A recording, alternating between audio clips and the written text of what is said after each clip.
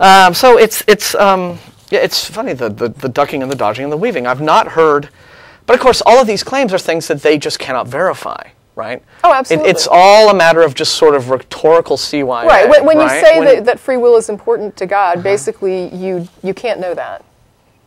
Right. You can't know that. And I can't verify it. So when someone tells me God does this because he values the free will of a child rapist and the free action of a child rapist more than the welfare of a child, my response to that is, I can't go ask God if he agrees with what you're saying about him, or her, or it. So I have no way to verify what you just said. And so for me, on my end, it's like you just made this up. Because there's no way I can verify it, and frankly, I don't know how you could verify it. And doesn't the victim have free will, right? I mean, so if God is not intervening, you know, and where you have both a victimizer and a victim, both of whom have free will, but the victimizer's got the upper hand. Well, his free action is important. Yes, but the child's free action obviously is not. Precisely. But when you have these people failing to make this distinction between action and will, right, then you're essentially saying, okay, well then why is it exactly you want me to worship the patron god of child rapists? I'm not quite sure. Yeah, it is a little weird. And there was one thing I wanted to hit real quickly before we go on, and this was just sort of a hat tip to someone that wrote to us. A young man wrote to us, and he's got a YouTube channel. He's a disabled person who, from visually, when you see him in the videos, you can tell that he's disabled. And he wrote in and he had a statement that was sort of ambiguous, but when he clarified it, I understood immediately what he was saying. He was describing a trend that he saw when he argued with theists, and he felt that his disability was being sort of used in an unfair way against him. And we were like, well, what do you mean by that? And what he described, weirdly, was familiar to me, even though I had never heard this used against a disabled person before, and it was appalling. But what he said is that because he's disabled, theists tend to simply dismiss that he could possibly have anything reasonable or intelligent to say regarding this debate of the existence or non-existence of God, because clearly he's angry at God because he's disabled. So therefore it's fair to dismiss anything he would have to say or think on this issue, which it's disgusting. And it's your basic ad hominem. Yeah, and because you are X, your point of view can be discounted. Well, what I wrote him back to say was that he's the first disabled person I've heard being hit with this, but I've heard other people hit with this, and ironically, it's people who were molested as children by church leaders. And if you're molested by a church leader as a child, I've seen letters on our list where people write in and say, I do everything I can to hide this because the moment it comes out, nobody believes I have anything of substance to say on this issue, and everything I say will be discounted because they're going to say I'm angry at God. And it doesn't matter that I have reasons for why I don't believe. It's like suddenly these people simply do not count in this debate. And I'm like, that must be so frustrating. It would be, for me as a woman, it would be like somebody every time I get upset saying, oh, you must be PMSing. It's like, I just couldn't possibly just be upset about something. It has to be PMS typical week. Hysterical female. So, yeah. That's just you all over, right, and Tracy? that just couldn't, I mean, to me, the idea that somebody would use that against a person who's disabled or a person who's been molested as a child and just say, I'm going to use this as my excuse why I don't even have to hear you. You have no voice because nothing you can say could possibly matter. Right. Is insult to injury. Yeah, it's extremely cold. But again, it provides the convenient out for the apologist who can't really just, yes, well. All I can say is that, before you write somebody off like that, at least give their arguments a listen and make sure that you can demonstrate that they are utilizing that they are in some way angry at God and expressing that anger at God and not giving you a decent argument, because you at least owe them to listen to what it is they have to say and to then make a judgment about whether or not your prejudice about them not being able to give you a decent argument is valid. So you at least have to give them a hearing, just like you would any other person who's not disabled or molested. I feel sad that I have to even say that. I know, it's a real shame, but that is again one of these rhetorical little tricks that people just sort of kind of weasel out of. Well, here's the odd thing. I had written to a friend of mine. I said, what's most interesting is that we often hear Christians ask, what happened to make you stop believing in or hate God? And ironically, we spend a lot of time dispelling this rumor by explaining it's not about a bad emotional experience. Really, the idea just doesn't make sense to us. But on the flip side, we get a lot of mail from Christians who get upset when we point out their personal, subjective, emotional experience they had when they were 16 doesn't count as a rational reason or evidence that their belief in God is correct. So they do this very thing, And then they turn around and say, oh, you're doing this. And it's like, no, you're doing this. On the one hand, it's almost hypocritical that they accuse atheists of doing what they turn right around and do. On the other hand, it makes perfect sense to project. If this is how I think, this must be how you're thinking.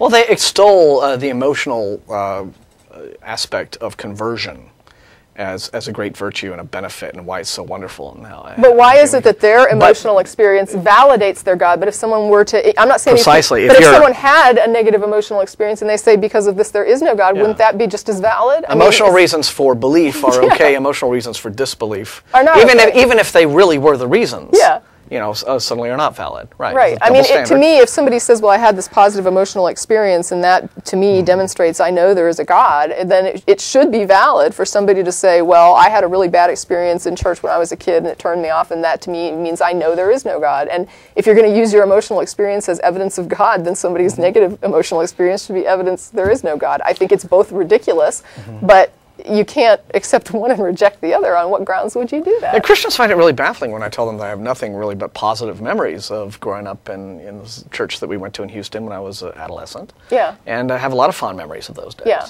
Wow, I was involved.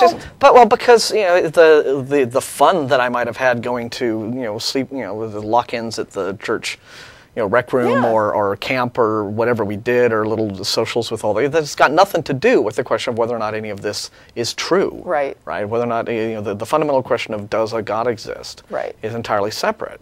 And so I have another letter from a guy that I would like to respond to, but we've had some callers waiting for a while. Okay. I think why don't we go ahead and take these first couple of callers, and then I'll go ahead and read this in a few minutes because we're a half hour in, and so let's go ahead and get the show. What do you think? Well, Jim was first. Yeah. So thanks for holding callers.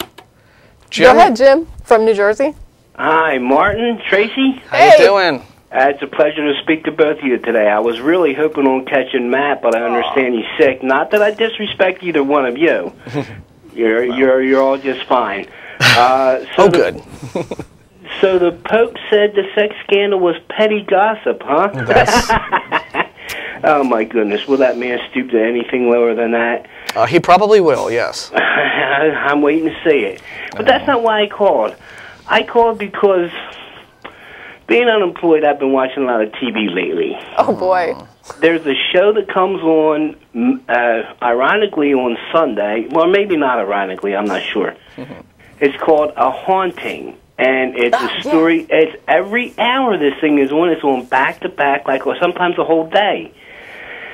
And where a family moves into a house, and they start hearing footsteps, and then they start seeing strange things, and it always ends up the ghosts are throwing stuff at them, and then only the Catholic Church can save them. They come in and they do a little blessing, or sometimes they go all the way to exorcism, and problem solved.